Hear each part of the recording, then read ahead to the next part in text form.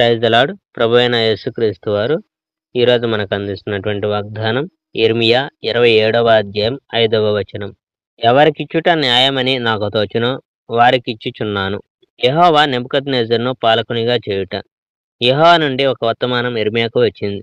సిద్కియా యూదాకు రాజైన పిమ్మట తన పరిపాలనలో 4వ సంవత్సరం జరుగుతూ ఉండగా ఈ వర్తమానం వచ్చింది. రాజైన సిద్కియా యోషీయా కుమారుడు యెహోవా నాకు ఈ విధంగా చెప్పాడు, యిర్మీయా వారులతోనూ నిలువ కట్టెతోనూ ఒక కాడి తయారు చెయ్యి.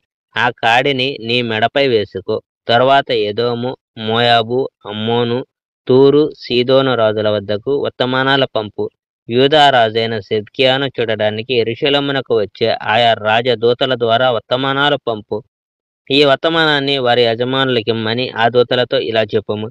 ఇశ్రాయేలు దేవుడు సర్వశక్తిమంతుడైన యెహోవా చెప్పేదేమిటంటే, మీ యజమానులతో నేను భూమండలాన్ని దానిపై ఉండే మనుషులందరినీ సృష్టించానని చెప్పండి. భూమిపై గల జంతుజలాన్ని కూడా నేనే సృష్టించాను. ఇదంతా నా గొప్ప మహిమ చేతను నా దృఢమైన హస్తముతోనూ చేసి ఉన్నాను. ఈ భూమిని నా ఇష్టమైన వానికి ఎవరినైనా ఇచ్చివేయగలను. ఇప్పుడు మీ దేశాలన్నిటినీ బబులోను రాజైన నెబుకద్నెజరుకు ఇచ్చివేశాను. అతడు నా సేవకుడు. అడవి జంతువులు కూడా అతనికి లోబడి ఉండేలా చేస్తాను.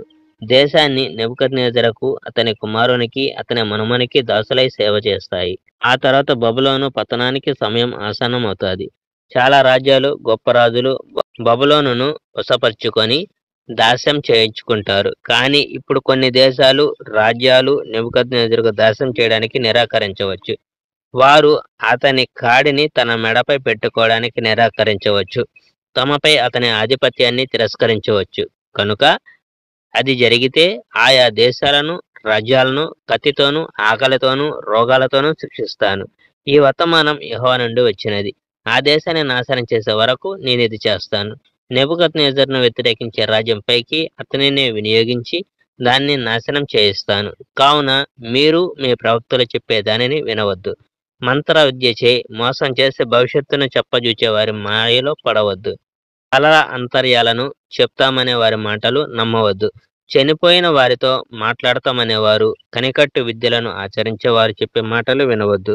ఆ మనుషులు మీరు బబులోను రాజుకు బానిసలు కాలేరు అని చెప్తారు. కానీ వారు మీతో అబద్ధమాడుతున్నారు.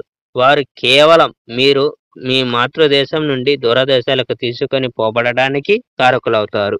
మీరు మీ ఇండ్లు, వాకిళ్ళు వదిలిపోయేలా నేను ఒత్తిడి చేస్తాను.